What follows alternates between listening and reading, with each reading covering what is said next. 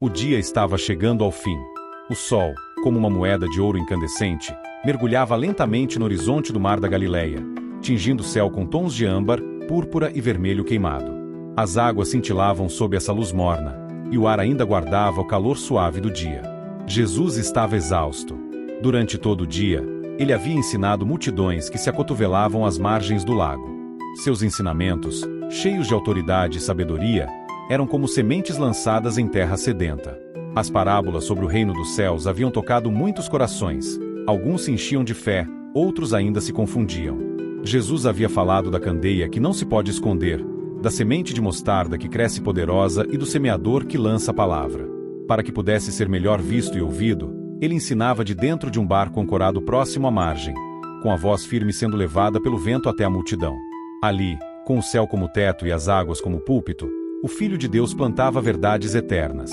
Quando o dia se curvou diante da noite, Jesus, com olhar sereno e voz firme, disse aos seus discípulos: Vamos para o outro lado do lago. Sem entender muito bem o motivo, mas confiando na ordem do Mestre, os discípulos obedeceram. Eles não sabiam, mas aquela travessia não seria apenas geográfica. Era uma jornada rumo ao desconhecido, ao terreno das trevas, onde um homem esperava ser libertado. Jesus estava indo a um campo de batalha espiritual. Os discípulos, experientes pescadores em sua maioria, manobraram o barco para longe da margem. Outros barquinhos os acompanhavam, pequenos pontos escuros contra o brilho das águas. Tudo parecia calmo. A brisa noturna começava a soprar com suavidade, e o som das ondas era quase um sussurro. Jesus, cansado, deitou-se na parte de trás do barco, sobre uma almofada. Seu corpo, humano e divino, repousava sob as estrelas que começavam a surgir. Mas então, como se o próprio inferno despertasse ao perceber a missão que Jesus estava para cumprir, os céus se fecharam. O vento mudou. Primeiro foi uma brisa fria, cortante, depois um sopro violento que fez as velas se retorcerem e os barcos começarem a balançar com mais força. As águas, antes serenas, se tornaram agitadas, e em pouco tempo uma tempestade feroz caiu sobre o mar. Ondas gigantescas começaram a se formar. Relâmpagos riscavam o céu, revelando silhuetas de rostos tensos e mãos tentando manter o barco sob controle. A chuva caía como lâminas de prata, fustigando os homens e tornando tudo escorregadio. O mar da Galileia, pequeno em extensão, se tornará um monstro. A embarcação foi tomada por gritos. Peguem os remos. Cuidado com a vela. Vamos afundar. Mas, em meio ao caos, Jesus dormia. O contraste era assombroso. A natureza em fúria, os discípulos desesperados, e o Mestre, sereno, repousando como se estivesse em uma noite tranquila. Aquilo era mais do que sono. Era autoridade. A tormenta não o intimidava, pois ele era o Senhor do vento e das águas. Finalmente, tomados pelo medo, os discípulos correram até ele e gritaram: Mestre, não te importas que pereçamos? Jesus se levantou devagar. Sua túnica estava encharcada, seu cabelo grudado no rosto, mas seus olhos estavam em paz. Ele subiu à borda do barco, ergueu as mãos e falou ao vento e ao mar como quem fala a uma criança. Se acalme, se acalme. Imediatamente, tudo cessou. O vento parou como se tivesse sido silenciado pela mão de um rei. As ondas se curvaram e o mar ficou liso como vidro. O céu, antes carregado, se abriu novamente, revelando estrelas tímidas e a lua cheia refletida na água. Silêncio. Um silêncio que cortava a alma. Os discípulos, ainda ofegantes, ficaram paralisados. Seus corações batiam forte, não mais por medo da morte, mas por algo maior. Eles estavam diante de um poder que não conheciam. Eles estavam com alguém que dominava as forças da criação.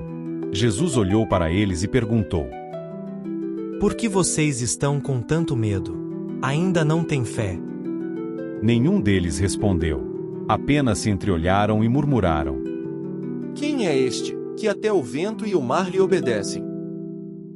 Na escuridão da madrugada, sob o céu agora pacífico, o barco continuou sua travessia. Mas cada discípulo sabia que algo havia mudado. Eles não estavam simplesmente seguindo o Mestre, estavam seguindo o Senhor dos céus, da terra, do vento, das águas e do Espírito. E no outro lado do lago, um homem quebrado, acorrentado por demônios, esperava. A guerra espiritual ainda não havia terminado. O barco de Jesus e seus discípulos chega à costa de um território sombrio, onde o mal há muito impera. O que se segue é uma das mais dramáticas batalhas espirituais da Bíblia, e tudo começa com um encontro à beira da praia. O barco deslizou suavemente até a margem oriental do Mar da Galileia, num local conhecido como região dos Gadarenos. Naquele local o terreno era diferente. As colinas eram secas, cortadas por ravinas íngremes, e o ar parecia mais pesado. Aquela não era uma terra judaica, mas território gentil, e carregava uma atmosfera de abandono e desolação. A luz do amanhecer ainda era tímida, tingindo as pedras de cinza e púrpura. Um nevoeiro rasteiro cobria o chão, como se a própria terra escondesse seus segredos sob véus de silêncio. O som das ondas suaves contrastava com o silêncio inquietante vindo das montanhas. Foi ali, naquele lugar esquecido pelos homens, que Jesus pisou. Seus pés tocaram a terra árida com autoridade, e o chão parecia reconhecê-lo. Então, algo se moveu. Do alto de uma encosta próxima aos sepulcros, uma figura surgiu correndo em disparada. Era um homem, ou, ao menos, o que restava de um. O corpo coberto por feridas e cicatrizes, a barba desgrenhada, os olhos fundos e selvagens. Estava sujo, descalço, com marcas de correntes rompidas nos pulsos e tornozelos. A pele trazia o mapa de uma vida vivida entre dor, isolamento e tormento. Seus gritos podiam ser ouvidos nas noites silenciosas pelas aldeias vizinhas. Ele vivia entre os túmulos. Os vivos o haviam rejeitado. A morte o havia cercado. Ele não estava só. Dentro dele, muitas vozes gritavam. Quando viu Jesus à distância, correu em sua direção com velocidade animalesca. Os discípulos, ainda nervosos da tempestade anterior, recuaram assustados. Mas Jesus permaneceu onde estava, imóvel, como um leão diante de um inimigo já vencido. O homem caiu de joelhos diante dele. Sua boca se abriu, mas não era sua voz que saía. Que tenho eu contigo, Jesus, Filho do Deus Altíssimo. Suplico-te por Deus que não me atormentes. A voz era múltipla, distorcida, carregada de ódio e medo ao mesmo tempo. Era como se muitos falassem ao mesmo tempo, ecoando através de uma garganta humana. Jesus, com olhar penetrante, não recuou. Ele não respondeu à ameaça. Em vez disso, ordenou: Espírito impuro, saia deste homem. O ar ficou denso.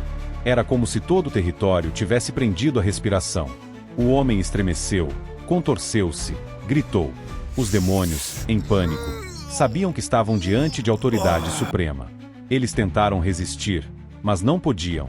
Então, Jesus perguntou com voz de comando: Qual é o seu nome? A resposta foi um trovão de desespero. Meu nome é Legião, porque somos muitos. Legião é um nome que evocava guerra, multidão, opressão. Não era apenas um espírito, era um exército de trevas dentro de um único homem. Eles suplicaram. Suplicaram como escravos diante de um rei absoluto. Não queriam ser lançados no abismo. Apontaram para uma grande manada de porcos pastando na encosta, cerca de 2.000 animais. Manda-nos para os porcos. Deixa-nos entrar neles. Jesus assentiu. Com um gesto invisível, ele permitiu. E então, num único instante, um grito inumano irrompeu da garganta do homem e se espalhou como um vendaval. Os demônios saíram. O corpo do homem caiu ao chão, exausto. E nas colinas, a manada de porcos enlouqueceu. Os olhos dos animais se arregalaram. Seus grunhidos viraram urros. Como se uma força invisível os empurrasse, os porcos correram em disparada, aos gritos, rumo ao precipício. E um a um, como peças de dominó, se lançaram no abismo. 2.000 corpos despencaram da encosta e se afogaram no mar. O som era horrível, o barulho dos corpos na água, o grito dos porcos e o silêncio depois da queda. Um sacrifício involuntário, uma cena caótica que evidenciava a magnitude da libertação. Os homens que cuidavam da manada fugiram, aterrorizados. Correram pelas aldeias, gritando que um judeu havia expulsado demônios e causado a morte de toda a manada. Logo, uma multidão se formou. Homens, mulheres e crianças vinham ver com os próprios olhos o que havia acontecido. Quando chegaram, encontraram o cenário. Os porcos não estavam mais lá. O mar os havia engolido. E ali, sentado aos pés de Jesus, o homem, aquele que antes gritava, quebrava correntes, se feria com pedras, agora estava calmo, vestido, em perfeito juízo. Os olhos, antes selvagens, agora tinham luz. O rosto, antes contorcido, agora trazia paz. O povo ficou com medo. Não um medo reverente, mas um medo covarde. Eles viram o poder e perceberam que aquele homem não era comum. Era alguém que confrontava a ordem natural das coisas, que interferia nos negócios humanos, que libertava, mas também causava perdas econômicas. Então pediram que Jesus fosse embora. Sim, expulsaram o Salvador de suas terras. Jesus, sem protestar, se levantou e caminhou de volta ao barco. Mas antes de partir, o homem que fora liberto correu até ele. Com os olhos marejados, segurando nas vestes do mestre, implorou: Deixa-me ir contigo. Mas Jesus respondeu com ternura e propósito: Volte para sua casa. Vá até os seus. Conte-lhes tudo o que o Senhor fez por você e como teve misericórdia de você. E assim ele fez. Aquele homem, que antes era uma morada de demônios, tornou-se o primeiro missionário da Decápolis. Ele percorreu as cidades vizinhas e testemunhou com ousadia o que Jesus havia feito. E todos os que o ouviam se admiravam. Depois que Jesus se afastou para o barco, o homem liberto permaneceu ali, parado na margem, observando o mestre com um coração que transbordava gratidão e alegria. Cada passo que Jesus dava parecia carregar a promessa de um novo começo, não apenas para ele, mas para todo aquele lugar que, até então, fora marcado pelo medo, pela escravidão espiritual e pelo desespero. Os discípulos, ainda impactados pela força do que testemunharam, observavam em silêncio. Em seus rostos, uma mistura de admiração, respeito e um pouco de inquietação. Eles já sabiam que estavam acompanhando alguém como nenhum outro, alguém que governava não só as tempestades do mar, mas também as tempestades da alma humana. Enquanto o barco se afastava da costa, as águas refletiam o céu agora claro e tranquilo. O ar fresco da manhã carregava uma sensação de renovação, como se toda a criação tivesse respirado aliviada. As ondas pequenas dançavam sob o brilho do sol nascente, e o som distante dos pássaros cantando parecia uma sinfonia de esperança. Jesus sentou-se novamente, olhando para o horizonte, mas seu olhar era mais profundo. Ele contemplava a missão à frente, a batalha constante entre luz e trevas, e a misericórdia que sempre vencia. Os discípulos se aproximaram, e Pedro, quebrando o silêncio, perguntou: Senhor, como pode ter tanto poder? Como você controla o vento, as águas e até mesmo os demônios?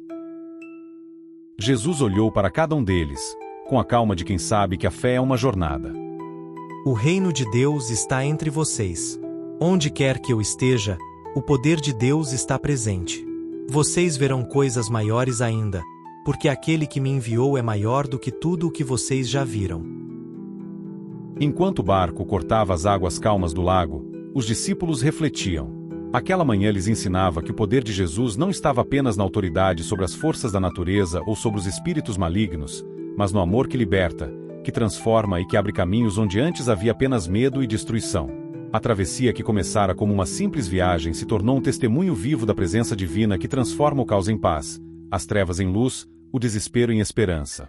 E assim, o mar da Galileia, que tantas vezes vira pescadores e suas redes, foi palco de uma demonstração soberana do poder de Jesus Cristo, o Filho de Deus, que veio para restaurar tudo e todos. Essa história é mais do que uma demonstração do poder espiritual de Jesus. Ela é um retrato da compaixão divina. Onde todos viam um caso perdido, Jesus viu um filho. Onde havia ruína, ele trouxe restauração. Onde havia trevas, brilhou a luz da salvação. Quantas vezes nos sentimos como esse homem, presos por pensamentos que nos atormentam, isolados, feridos, cercados por vozes que dizem que não há mais saída? Talvez não estejamos entre sepulcros, mas podemos viver entre os escombros da alma, memórias dolorosas, traumas, medos, vícios. A boa notícia é que Jesus continua atravessando mares para nos encontrar. Ele continua vindo ao nosso encontro, mesmo que o mundo tenha desistido de nós. E o mais belo, depois da libertação, aquele homem quis seguir Jesus, mas o mestre lhe disse para voltar à sua cidade e contar tudo o que Deus havia feito por ele. Aquele que antes era um símbolo do desespero tornou-se o mensageiro da esperança. Jesus não apenas vence as trevas, ele transforma vidas. E ainda hoje, ele faz o mesmo. Se essa mensagem falou com você, curta o vídeo, se inscreva no canal e compartilhe com alguém que precisa lembrar. Não importa quão escura seja a noite, Jesus é a luz que liberta. Deixe nos comentários: Jesus me libertou. E vamos juntos espalhar essa verdade poderosa. Até o próximo vídeo.